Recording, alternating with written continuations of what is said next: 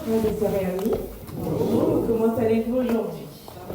Ça fait du bien de voir vos larges sourires, parce que moi aussi j'aime bien sourire. Et je pense qu'avec tout ce que Dieu fait pour nous, nous n'avons que des raisons de sourire, même dans la difficulté. Alors, depuis hier soir, pour ceux qui étaient connectés, nous parlons de musique, puisque nous a demandé de parler un peu de l'adoration, particulièrement. Donc, ce matin, ma courte partie, va être cette petite éducation musicale concernant le hymne et louange. Parce que de plus en plus, le hymne et louange, on peut mettre ça de côté. On entend beaucoup d'autres musiques qui ne sont pas de chez nous, malheureusement. Et je voulais, donc, je vais juste faire un petit rappel, pour ceux qui le savent déjà, c'est très bien. Ceux qui vont apprendre, c'est bien aussi. Et les enfants qui viennent derrière sauront pourquoi, chez nous, on utilise ça. D'accord? On n'utilise pas JEM. C'est bien. Mais en tout cas, officiellement, l'Église adventiste a choisi d'utiliser le hymne et louange. Alors, normalement, j'ai un petit diapo en appui, mais ce n'est pas grave s'il y a un souci. Mais en tout cas, nous devons savoir que la musique c'est vraiment pas seulement un art. Surtout en ce qui nous concerne, l'Église adventiste, c'est aussi une pédagogie spirituelle. Et donc, aujourd'hui, lorsque nous chantons, nous devons savoir pourquoi nous chantons. Aujourd'hui, on entend beaucoup de ritournelles, des choses qu'on déchante, et puis on répète 3 fois, 4 fois, 5 fois la même chose. J'ai été ravie d'entendre ce matin, les morceaux, il n'y a pas eu cette ritournelle, on a l'impression d'être dans une incantation, on fait différentes voix, et on pense qu'on a chanté. Et à l'Église adventiste, en fait, c'est pas ça. Nous ne partageons pas ces valeurs de la musique, puisque la musique, pour nous, doit apporter quelque chose. Il y a un message derrière. Et donc, ce n'est pas un choix nostalgique, et ils sont un outil de formation pour la foi. Donc, lorsque nous interprétons nos morceaux, il y a quelque chose derrière. Et c'est pour ça qu'en général, lorsque nous chantons, lorsqu'il y a un programme, on essaie d'avoir une thématique. D'accord? Si aujourd'hui on va parler du retour de Jésus, on fait en sorte, autant que possible, que nos morceaux, ce qu'on va interpréter, soient dans le droit fil du retour de Jésus.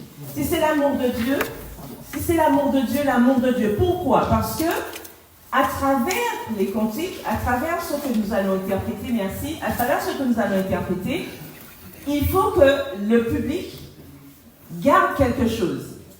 C'est-à-dire que vous savez qu'il existe beaucoup de mémoire. Ce que le prédicateur n'aura peut-être pas, il aura dit quelque chose, peut-être que ça ne va pas rester. Mais le morceau, tout de suite, ça va rester.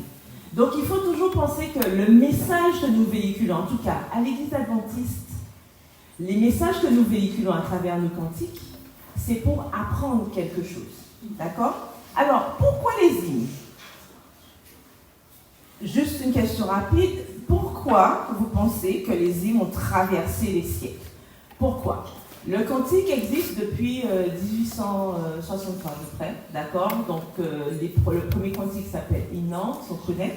Mais vous savez, le tout premier cantique qui est apparu avec James White, d'accord? Ça s'appelait Hymns for God and Peculiar People that Keep the Commandments of God and the Faith of Jesus. Alors, je vous traduis. Donc, hymne pour le peuple particulier de Dieu, qui garde les commandements de Dieu et la foi de Jésus.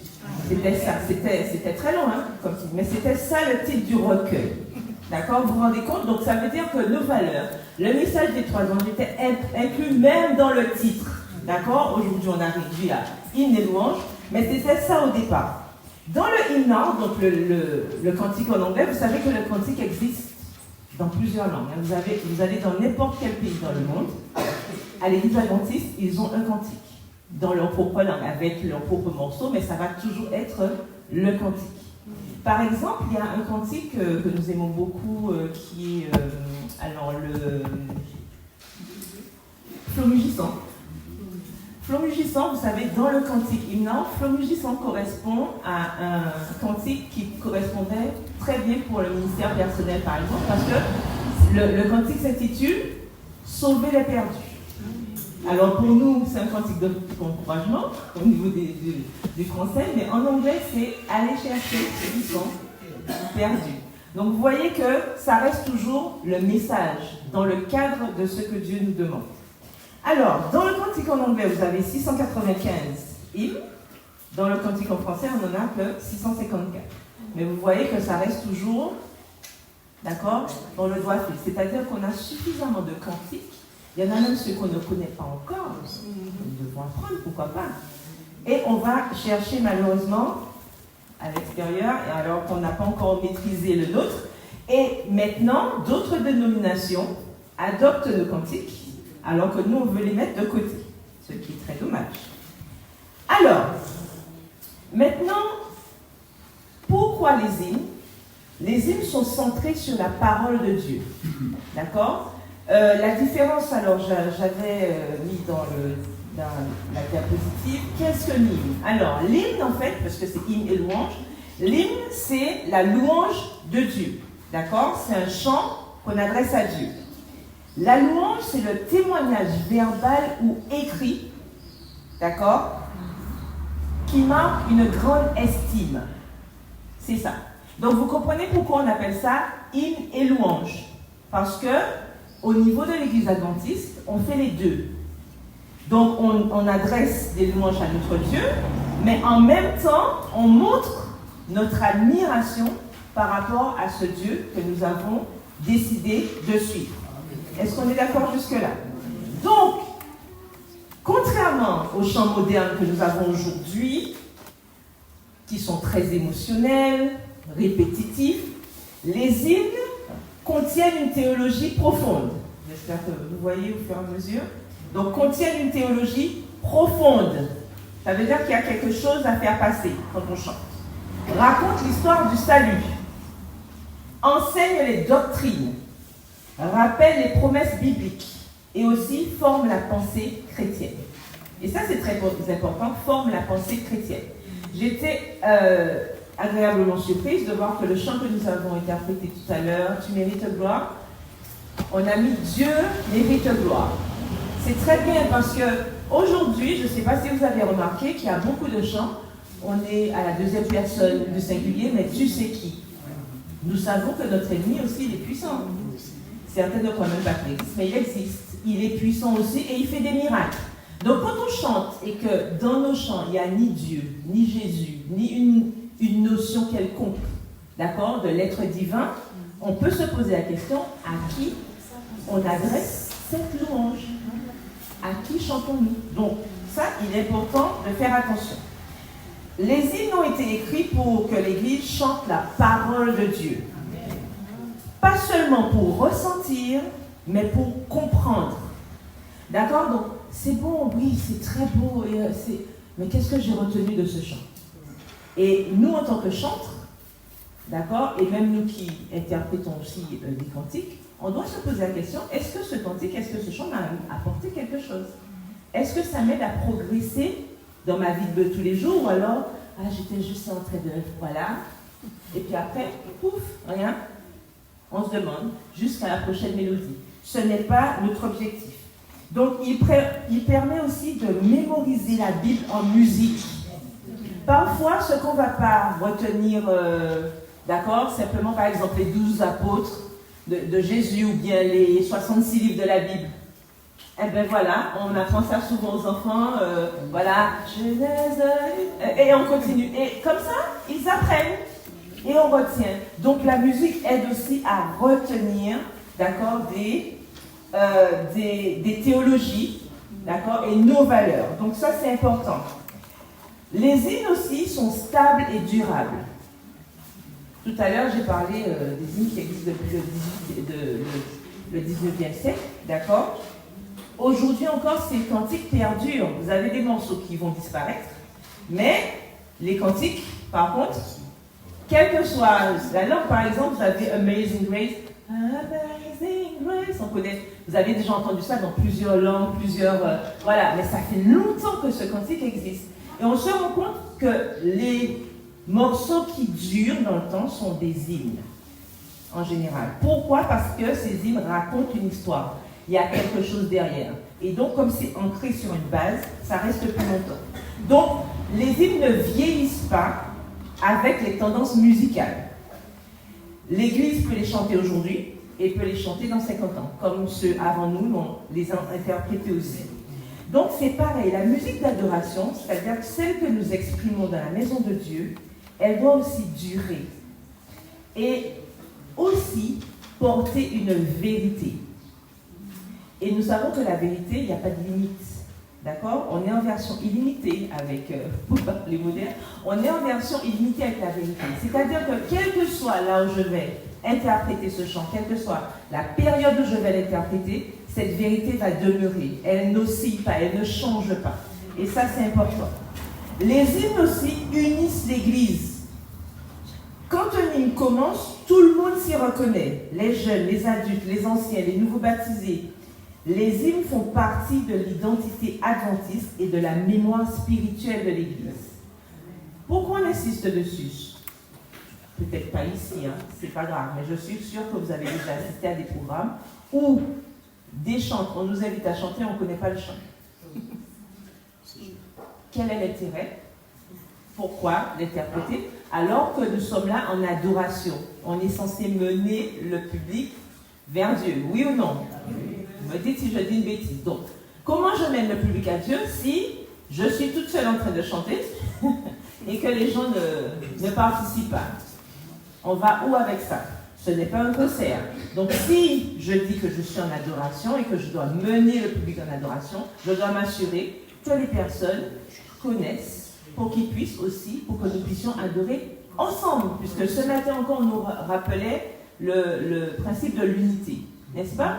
Donc, si je suis seule là en train d'interpréter mon chant, à moins que ce soit un chant spécial, ben, je ne peux pas dire que je chante avec le public et le public est comme ça. Et je sais que je continue à chanter même si le public ne connaît pas. Non, ce n'est pas possible. Alors, ensuite, pourquoi l'Église adventiste insiste sur une musique solennelle dans le culte? Alors, aujourd'hui, de plus en plus, on se bat, quand je dis on se bat, on prie aussi pour que l'Esprit fasse son travail, mais pour que le malin ne puisse pas passer par la musique pour nous détruire. Puisqu'il porte bien son nom, il était chef d'orchestre au ciel, et il sait ce qu'il fait. Et aujourd'hui, certaines musiques qui nous semblent complètement innocentes font passer des valeurs qui ne sont pas bonnes à nos enfants, à nos jeunes, aux adultes, aux plus grands, nos personnes âgées. Vous savez, quand vous visitez une personne âgée, puis la personne, vous sentez qu'elle est déprimée, elle a plus envie de vivre, etc. Mais qu'est-ce qu'elle écoute comme musique? Ça, la musique influence beaucoup. Et malheureusement, on n'a pas toujours ça en tête. On doit faire attention à ce qu'on écoute, puisque la musique a un effet sur nous. Pour ceux qui étaient avec nous, hier soir, nous avons passé une petite vidéo. Vous avez pu voir qu'il y a des études qui ont été faites pour montrer justement l'influence de cette musique. Donc, les hymnes, on doit garder ça à l'esprit, font partie de notre identité adventiste. Donc, quand on entend des chants dire « Oui, mais pourquoi le cantique ?» On peut se poser la question, est-ce qu'on a compris pourquoi nous chantons à l'église adventiste? D'accord? On ne chante pas pour émettre du son, pour montrer qu'on a une belle voix. On chante parce que, à travers nos cantiques, nous faisons passer le message et nous faisons la mission de Matthieu 28. Allez, faites de toutes les nations des disciples. D'accord? Donc, nous avons une mission. Donc, quand nous faisons quelque chose à l'église, c'est pour quelque chose. Ensuite, ce n'est pas une question de style ou de préférence. La solennité répond à un besoin spirituel. C'est pour ça que nous ne pouvons pas, à l'église, interpréter n'importe quoi. On ne peut pas proposer n'importe quoi comme musique. Pourquoi? Parce que notre objectif derrière, c'est d'amener la personne qui va écouter ou la personne qui va chanter au trône de la grâce. Est-ce qu'en faisant du bruit, on a toute espèce de sonorité, est-ce que ça amène au recueillement et à l'adoration? Non. Puisque ça va exciter. Quand j'ai la flûte qui fait ça, le tambour qui fait ça, le septet qui fait sa partie, et puis on est en effervescence, et ça bouillonne, etc. Est-ce que c'est ça l'adoration? Est-ce que je me recueille comme ça? Parfois, on a des moments de louange et on termine la louange comme ça. C'est-à-dire qu'on a pris un chant qui a excité l'assemblée, d'accord? Et puis on dit, bon, maintenant vous allez écouter le prédicateur. Ça ne passera pas, je vous assure que non. C'est pour ça qu'on propose de faire une courbe.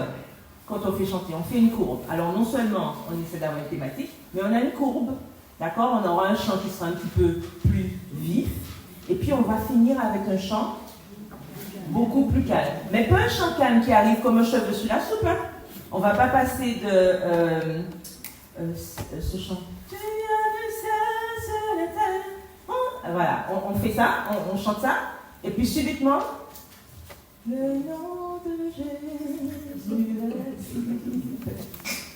Non, il faut des intermédiaires pour permettre au public de... Et c'est pour ça que je parle de thématique, parce que en fait, ça va emmener le public vers la prédication. Donc, on ne peut pas faire des chants sans avoir demandé au prédicateur, tu vas parler de quoi aujourd'hui? D'accord? S'il parle, je ne sais pas, bon, du sacrifice de Jésus, moi je ne vais pas non plus faire des chants où on parle uniquement de la naissance de Jésus. Par exemple, voilà. C'est pour que lorsque les gens terminent, lorsqu'ils vont quitter l'enceinte, qu'ils puissent repartir avec non seulement le message qui a été oral, mais aussi le message chanté. Et ça continue à faire son chemin. D'accord? Alors, rapidement, le culte chez nous, j'insiste chez nous parce que souvent on entend des comparaisons. Oui, mais chez les machins, je ne cite pas, vous connaissez déjà, vous avez déjà entendu ce discours. Ah, c'est comme si c'est pas mort, c'est machin. Pourquoi? Parce qu'ils ont un autre objectif que nous, on n'a pas. D'accord? Chez nous, l'église adventiste, le culte est un moment sacré. Ce n'est pas un divertissement, pardon. Je n'ai pas besoin de vous demander si vous avez déjà vu sur Internet, etc., des séances, enfin des réunions chez nos voisins. D'accord? Voilà, tout le monde est toujours hype, on saute, on crie, on se roule par terre, machin. On ne fait pas ça chez nous. Et les musiques qu'ils utilisent sont faites pour ça. Parce que leur objectif, en fait, ce n'est pas d'emmener les gens au trône. Ce n'est pas ça leur objectif. Leur objectif, c'est de satisfaire un besoin spirituel. Et nous, on n'est pas dans la satisfaction uniquement. D'accord? On est dans l'apport du respect de Dieu. Faire comprendre que Dieu, il est tout-puissant et que nous lui devons toute l'adoration. Nous essayons d'imaginer, on ne peut qu'imaginer ce qui se passe avec Ésaïe. Vous savez, quand il a eu ce songe, devant le trône, les anges qui se couvrent, d'accord, ils ont quand même 6 paires. C'est pour montrer comment Dieu, enfin, je ne veux pas dire, mais Dieu, il est Dieu, d'accord, il est Dieu. Donc nous devons faire attention. Dans Ecclésiaste 4, le verset 17, on lit ceci. Prends garde à ton pied lorsque tu entres de la maison de Dieu et approche-toi pour écouter plutôt que pour offrir le sacrifice des insensés, car ils ne savent pas ce qu'ils font. Est-ce qu'à l'église adventiste, nous savons ce que nous faisons? En interrogation. Donc, la solennité rappelle la présence de Dieu, exprime le respect, favorise le recueillement et protège l'église d'une atmosphère mondaine et excitante. Gardons ça en mémoire, mondaine et excitante. Ok? Donc, on nous protège. Nos musiques, en tout cas l'église, nous protège. Aussi, pourquoi on insiste pour avoir un culte solennel? C'est parce que Dieu n'est pas adoré dans la confusion. Ellen White dit dans Message à la jeunesse, la musique dans la maison de Dieu, à la page 43, la musique dans la maison de Dieu ne doit pas être telle qu'elle excite et éveille la danse. Une musique trop rythmée, trop bruyante, trop émotionnelle détourne l'attention de Dieu, crée de l'agitation et remplace l'adoration par la simulation sensorielle.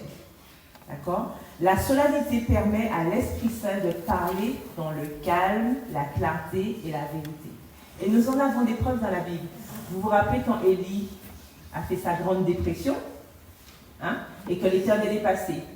L'Éternel n'était pas dans le tremblement de terre. L'Éternel n'était pas dans la tempête. Mais l'Éternel, doux, léger.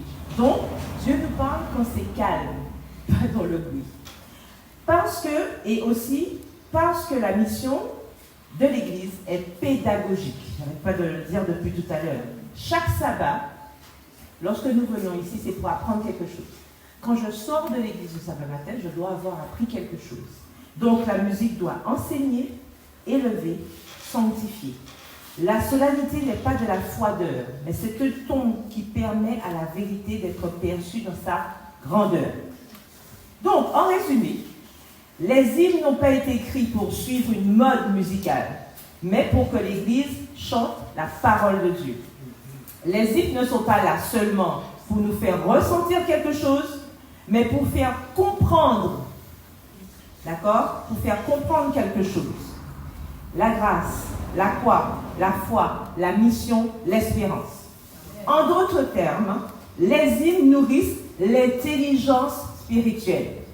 La musique solennelle garde le cœur tourné vers Dieu. En comprenant le pourquoi nous chantons autrement, les musiques, les hymnes solennels ne sont pas des traditions, mais des outils que Dieu utilise pour façonner notre foi et préparer notre caractère pour le ciel. Chantons donc avec intelligence, avec émotion, mais surtout avec vérité. Que Dieu vous bénisse.